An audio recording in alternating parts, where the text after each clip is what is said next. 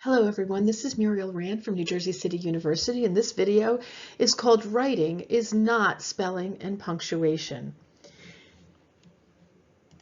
Let's start by taking a look at the New Jersey writing standards, because this is going to help you to understand what we mean conceptually when we talk about writing. In the standards, the first three standards delineate the types of writing that children are expected to do in school.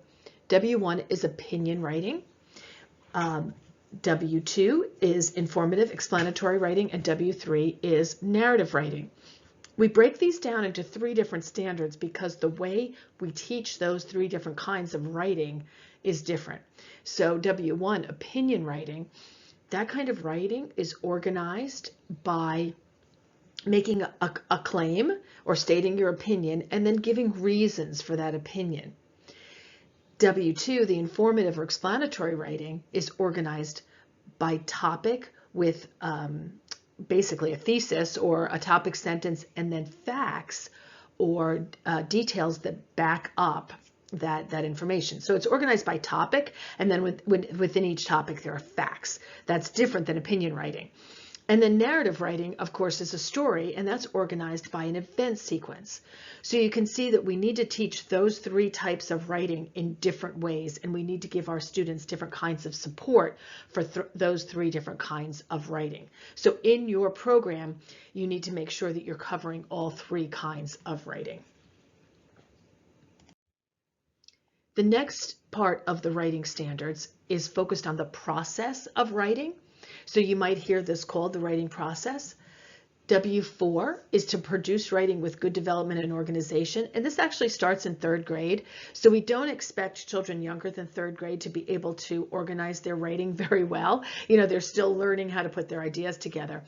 However, we do expect them to do the next two steps, which is to revise and edit their writing. So even preschoolers or kindergartners can write something, and it might be scribble writing, it might be dictation, it might be pictures with just a few labels on it, that they could go back and add more to it. That was what revising might look like in preschool and kindergarten.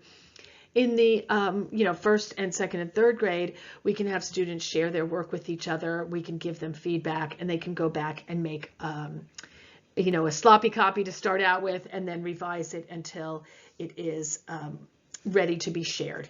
And then W6 standard is to publish their writing, and publish just means to share it publicly. Publish, they come from the same root, so it means to make it public. And to have somebody else read it. So publishing could be sending it home to mom and dad to read. It could be posting it on the bulletin board. It could be sharing it with the rest of the group by doing a presentation or reading it out loud, or it could be just sharing it with your peers in a small groups situation. So again, the second part of the writing standards is the process of writing, that they're going to organize it and then revise and edit it and publish. And then the last part of the writing standards is on research and writing. So W7 is to participate in shared research and writing projects. And even in preschool, what would this look like? Well, maybe we're going to read a lot of Eric Carle books, and we're going to see the types of things that Eric Carle writes and how Eric Carle might write. Or maybe we'll read a lot of books about frogs, and we'll learn all about frogs. You know, maybe there'll be 3 or 4 different books, and we learn different things about frogs, and maybe we'll make different art projects based on that, or we'll have a bulletin board that shows all the different kinds of things that we learned during our research and writing project. In creative curriculum, these are the studies, right? They are a type of shared research and writing projects. And then W8 is the student's ability to recall information from research sources. So you can see how this is getting them ready for upper elementary, middle school, and high school, right? These standards build on what we will need to learn in order to be able to write research papers later on. All of the standards are focused on college and career readiness. So you can see how even in preschool, we're working towards that. Now, that's it.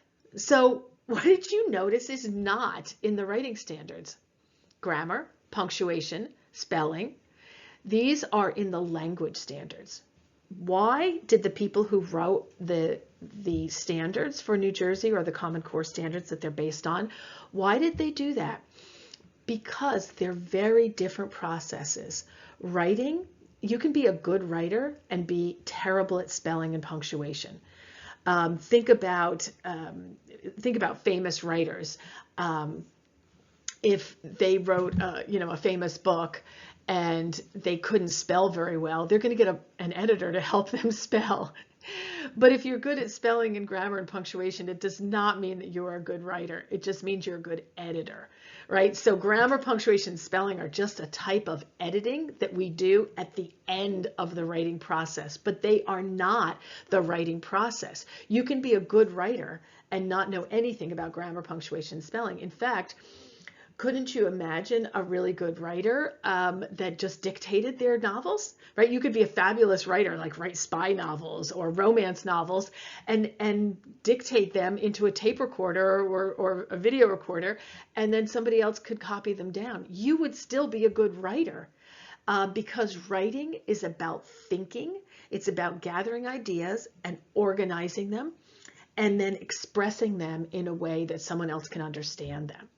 So again, I'm going to hit hard on this because I find in the early childhood period especially that teachers think that they're teaching writing when they're teaching punctuation and spelling. You're not. That's not writing. It's not even in the writing standard.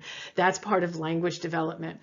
And again, it's important in the end that we have grammar, punctuation, and spelling. Why? The only reason why we need grammar, punctuation, and spelling is so that we can publish our work. So this comes into play at the very end of the writing process when we publish. And if we're not publishing the work, honestly, we don't even need to focus on this as much. So again, I'm not saying you shouldn't teach this. This is important, but it's part of language. It is not part of writing. So when you're teaching writing, your main focus is the following process. First, you're getting content to write about. You're either going to read a book and write about a book or your own ideas, your personal experience. You're going to do research. But the first step is to think about what you want to write about. Like, let's say we take the preschoolers for a trip around the neighborhood and we see lots of things in the neighborhood. And then they come back and they write something about my neighborhood. And then second, you need to organize your ideas. So we have 3 different types of writing with 3 different types of organization. They could organize their ideas by writing opinion writing, right? So what did I like best about my neighborhood? And they could draw a picture of something they like best about their neighborhood and maybe scribble write or take dictation about what they really liked about their neighborhood. Or maybe they're going to use it as an informational text in which they're going to write down 4 or 5 things in their neighborhood and give some facts about them. Again, through pictures or scribble writing or dictation. Some preschoolers can do invented spelling. And then, or they could write a story about their neighborhood and write it as a narrative. They could write a story about the field trip and organize it by beginning, middle, and end. You know, first we went here, then we went there, then we went there. Again, they could write 3 different pictures and add some details to that. So you can see how the same content can be organized in 3 different ways based on the 3 types of writing that we teach. And then the third part is we have to actually put our ideas into text, actually write them down. In preschool and kindergarten, we're going to do a lot of dictation. And, you know, by 1st and 2nd grade, kids can start to write their own ideas using invented spelling or however they can get their ideas down in print. And then the 4th step is going to be to read over that, revise and edit the ideas, get some feedback, and then finally to share the writing, which again might be putting it on a bulletin board, sending it home, mailing it as a letter, sharing it with the class, something like that. So this is what is in the writing process. This is the writing standard. And these are the 5 steps that you would be teaching.